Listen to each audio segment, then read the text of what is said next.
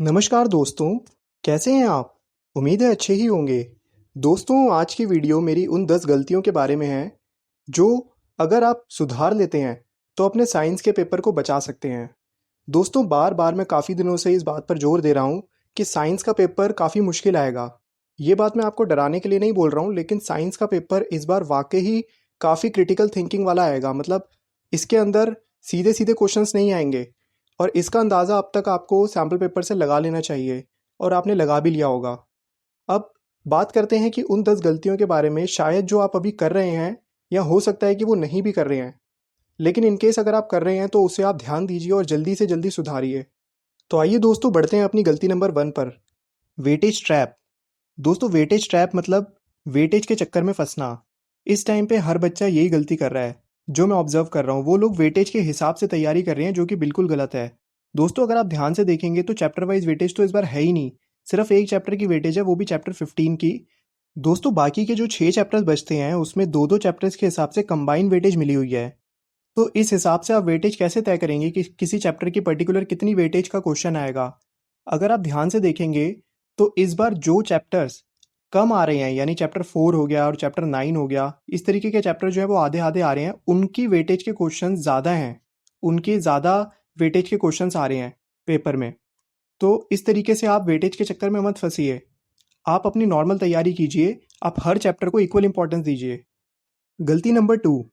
दोस्तों, अक्सर बच्चे ये गलती करते हैं कि जो चैप्टर बिल्कुल आसान जैसा लगता है उसको प्रायोरिटी सबसे कम देते हैं, जबकि ऐसा नहीं करना चाहिए। आपको चैप्टर 15 जो कि 5 नंबर का आएगा उसको इक्वल प्रायोरिटी देनी चाहिए। उसके क्वेश्चंस आप रेगुलर बेसिस पे कीजिए। अगर आप 10 सैम्पल पेपर्स कर रहे हैं और 10 में 10 के 10 सैम्पल पेपर्स में चैप्टर 15 का क्वेश्चन आप अटेम्प्ट कर पा रहे हैं और आपका सॉल्यूशन ठीक हो रहा है, तब तो कोई दिक्कत नहीं है। बट अगर एक भी सैम्पल पेपर में चैप्टर 15 का क्वेश्चन आपका गलत हो रहा है तो उसको सीरियसली लीजिए, उसको लाइटली मत लीजिए, क्योंकि ये तो आपके फ्री के 5 नंबर हैं, जिसको आपको सबसे पहले कवर करना चाहिए। गलती number 3। Lack of practice of diagrams. दोस्तों, कई बच्चे होते हैं जो पेपरों के जस्ट 2 या 3 दिन पहले ही डायग्राम बनाना शुरू करते हैं, और कई तो उनसे भी महान होते हैं, वो एक दिन पहले ही डायग्राम की प्रैक्टिस करते हैं। तो ये गलती मत कीजिए। चैप्टर 8 के अंदर से डायग्राम बेस्ड क्वेश्चन जो है उसके आने के चांसेस ज़्यादा हैं, और अगर डायग्राम आता है तो उसकी लेबलिंग भी आपको आनी चाहिए। तो डायग्राम्स डेली बेसिस पे प्रैक्टिस कीजिए। भले ही आप उसके लिए डेली 10 मिनट 15 मिनट अलग से निकाल लीजिए, लेकिन आपको डायग्राम्स की प्रैक्टिस डेली करनी चाहिए। गलती number 4। Chapter 9 and chapter 5 will play a big game. दोस्तों, चैप्टर 5 और चैप्टर 9 जिस हिसाब से सीबीएसई ने दिखाए थे, उस हिसाब से मैं सही बता रहा हूँ आपको, ये बहुत बड़ी गेम खेलेंगे। चैप्टर 5 दिखने में आसान है, लेकिन चैप्टर 5 के क्वेश्चंस अभी भी काफ़ी ज़्यादा प्रॉब्लम क्रिएट करते हैं बच्चों के लिए, क्योंकि इसके लिए कंसेप्ट्स बहुत बहुत अच्छी तरीके से क्लियर होने चाहिए। तो चैप्टर 5 के आप जो केस बेस्ड क्वेश्चंस हैं वो जितने ज़्यादा प्रैक्टिस करेंगे उतना ज़्यादा बेस्ट है। पीरियोडिक टेबल के जितने भी रूल्स हैं, पीरियोडिक टेबल किस तरीके से बनाई जाती है, फर्स्ट से लेकर 30 तक एलिमेंट्स, इस तरीके की चीज़ें आपके टीचर्स ने बहुत अच्छे तरीके से आपको कवर करवाई होंगी। और इस तरीके के क्वेश्चंस जो हैं, जो टेबल बेस्ड क्वेश्चंस होते हैं, उनकी प्रैक्टिस आप अच्छे से कीजिए। वो आपको बहुत काम आएगी। बात करते हैं चैप्टर 9 की। तो चैप्टर 9 के अंदर जिस तरीके के क्वेश्चंस अभी आ रहे हैं, इस तरीके के क्वेश्चन पिछले सालों में भी आए हैं। तो इनके लिए प्रीवियस ईयर क्वेश्चंस मेरे हिसाब से ठीक रहेंगे, बट साथ में जो नए अपडेटेड क्वेश्चंस आ रहे हैं सैम्पल पेपर्स में, उनको भी ध्यान दीजिए। तो दोस्तों, यहाँ पे ध्यान देने वाली बात एक और है कि चैप्टर 9 की तैयारी जिस सैम्पल पेपर या जिस भी स्टडी मटेरियल से आप कर रहे हैं, उसके अंदर चैप्टर 9 के क्वेश्चंस की क्वालिटी पर भी ध्यान दीजिए। यानी अगर लगातार कुछ इजी क्वेश्चंस आ रहे हैं और आपको लग रहा है कि कोई लेवल नहीं बढ़ रहा है इसके अंदर, तो आप वो सैम्पल पेपर बदल दीजिए, उसमें ज़्यादा टाइम मत वेस्ट कीजिए। दोस्तों, यहाँ पे एक छोटी सी ट्रिक आप अपना सकते हैं कि अगर आपके पास मल्टीपल ब्रांड्स के सैम्पल पेपर्स हैं, तो आप ये कर सकते हैं कि एक ब्रांड का 1 या 2 सैम्पल पेपर करने के बाद फिर आप दूसरे ब्रांड का दूसरा सैम्पल पेपर कीजिए। और दोस्तों, इससे एक चीज़ और भी अच्छी पता चल जाएगी कि किस ब्रांड के सैम्पल पेपर्स को ज़्यादा प्रायोरिटी देनी है, आपको क्वालिटी ऑफ क्वेश्चन से पता चल जाएगा।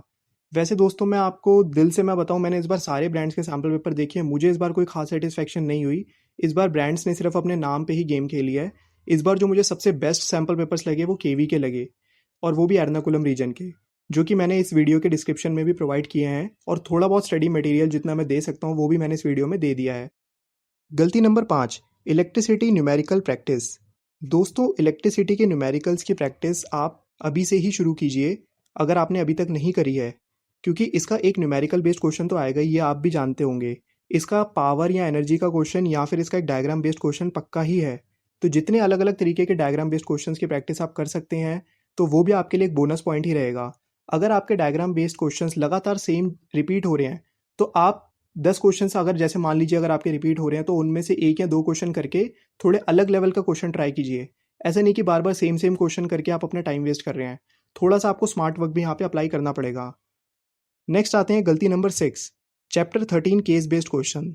दोस्तों इसको लेकर मेरा सबसे ज़्यादा कंसर्न है आफ्टर चैप्टर 9, क्योंकि चैप्टर 13 के जो केस बेस्ड क्वेश्चंस हैं वो काफ़ी ज़्यादा परेशान कर सकते हैं, लेकिन नहीं करेंगे अगर आपने तीनों रूल्स जो हैं वो अच्छे तरीके से पढ़े होंगे, कंसेप्ट्स उसके अंदर चैप्टर 13 के सारे अच्छे से क्लियर करे होंगे। तो चैप्टर 13 के केस बेस्ड क्वेश्चन ढूंढिए, जितने ढूंढ सकते हैं, ईजी ढूंढिए, मुश्किल ढूंढ सकते हैं, हर जगह से ढूंढिए, निकालिए कहाँ कहाँ से आप निकाल सकते हैं। तो चैप्टर 13 के केस बेस्ड क्वेश्चन जो है वो बहुत इंपॉर्टेंट है और केवी के अंदर जो है वो इन्होंने लेवल भी अच्छा दिया है। खैर गलती नंबर 7 पे आते हैं। तो गलती नंबर 7 है चैप्टर 4 डायग्राम बेस्ड क्वेश्चंस। दोस्तों चैप्टर 4 डायग्राम बेस्ड क्वेश्चंस, अगर आप मान के चलिए, एक एग्जांपल देता हूँ कि अगर आपने 10 सैम्पल पेपर्स करे हैं और 10 में से 5 सही हुए हैं, 5 गलत हुए हैं, तो मेरा यकीन मानिए वो बहुत ही सीरियस इशू है। क्योंकि चैप्टर 4 के जो डायग्राम बेस्ड क्वेश्चन है वो आपके सही होने ही चाहिए, वो आपके फ्री के नंबर हैं मेरे हिसाब से। तो आप प्लीज़ उसके डायग्राम बेस्ड क्वेश्चंस की प्रैक्टिस अच्छे तरीके से कीजिए। गलत हो रहे हैं, बार बार चैप्टर 4 डायग्राम बेस्ड क्वेश्चंस कीजिए। नेक्स्ट गलती नंबर 8, रॉन्ग स्टडी मटेरियल। दोस्तों जैसे कि मैंने अभी थोड़ी देर पहले बताया कि आपको स्टडी मटेरियल आपका काम 50 से 60% तक आसान कर देता है। तो स्टडी मटेरियल अच्छा होना भी ज़रूरी है। तो ऐसे नहीं कि जो यूट्यूबर्स या बाकी लोग जो ब्रांडिंग कर रहे हैं कि ये लो वो लो, आप खुद जो है वो एनालाइज करके स्टडी मटेरियल लीजिए। मैं सही बता रहा हूँ, इस बार ब्रांडेड स्टडी मटेरियल्स मुझे कुछ खास लगे नहीं। तो बाकी अब हमारे पास कोई ऑप्शन भी नहीं है तो हम कर भी क्या सकते हैं। बट फर्स्ट प्रायोरिटी आप केवी के स्टडी मटेरियल को ही दीजिए, क्योंकि मैंने सारे सैम्पल पेपर्स देखे हैं तो मुझे सबसे नंबर 1 पे केवी के ही लगे हैं और मैं बार बार उनके लिए ही आपको रिकमेंडेशन दूंगा। आप दूसरे ब्रांडिंग के भी कीजिए, लेकिन पहली प्रायोरिटी आप इसको दीजिए। और अगर आपको लगता है कि मेरी बात में कुछ गलत है तो आप कंपेयर कर सकते हैं, एक सैम्पल पेपर सबका कंपेयर करके देख लीजिए, आपको पता चल जाएगा। ओके, तो नेक्स्ट आते हैं हम गलती नंबर 9 पे, रिप्रोडक्शन इज़ अ बून। अब दोस्तों इस स्टेटमेंट का मतलब एक्चुअली क्या है कि ये गलती नहीं है बल्कि ये एक बोनस स्टेटमेंट है। दोस्तों रिप्रोडक्शन का चैप्टर ऐसा चैप्टर है जिसके अंदर से केस बेस्ड क्वेश्चंस या फिर अलग से क्रिटिकल बेस्ड क्वेश्चंस नहीं आएंगे, और इनकेस अगर आते हैं तो वो उसके आंसर आपको आते होंगे, तो उसके नंबर आपके फ्री के नंबर हैं। जो मुझे लगता है कि रिप्रोडक्शन का जो चैप्टर है उसकी एक एक लाइन एनसीईआरटी के अंदर से आप अगर आप नोट्स बना सकते हैं तो बहुत ही अच्छा है, नहीं बना सकते हैं तो एटलीस्ट एक एक लाइन ज़रूर पढ़ना, क्योंकि इसके अंदर से ये लोग अंदर अंदर से क्वेश्चन देते हैं रिप्रोडक्शन के अंदर से। तो ये एक बहुत अच्छा चैप्टर है, इसको अपनी ताकत बनाइए। तो दोस्तों गलती नंबर 10 है completely blind faith on previous year questions. दोस्तों मैं देख रहा हूँ पिछले 2 या 3 महीने से प्रीवियस ईयर क्वेश्चन के नाम पे इतने व्यूज़ लिए जा रहे हैं कि प्रीवियस ईयर क्वेश्चंस, ठीक है मैं मानता हूँ प्रीवियस ईयर क्वेश्चंस इंपॉर्टेंट होते हैं, पर आप ये सोचिए कि इस साल कॉम्पिटेंसी बेस्ड एग्जामिनेशन आ चुका है, ये पूरा का पूरा पैटर्न आपका पेपर का चेंज हो चुका है। तो जाहिर सी बात है क्वेश्चंस की जो फॉर्म है वो भी चेंज हो चुकी होगी। इस बार सीबीएसई पुराने क्वेश्चंस रिपीट क्यों करेगी और ज़्यादा क्वेश्चंस क्यों रिपीट करेगी, तो ये थोड़ा सा आपको दिमाग लगाना है। मैं ये नहीं कह रहा कि प्रीवियस ईयर क्वेश्चंस मत कीजिए, लेकिन फुल्ली उस पर डिपेंड मत हो जाइए। पहले जो नए तरीके के जो स्टडी मटेरियल हैं, जो नए सैम्पल पेपर्स हैं, उनके फॉर्म के क्वेश्चंस तो देखिए, उसके बाद जो है वो प्रीवियस ईयर क्वेश्चंस पे जाइए और उसमें भी chapter wise previous year questions देखिए। हर चैप्टर के लिए प्रीवियस ईयर क्वेश्चंस के पीछे भागना ज़रूरी नहीं है।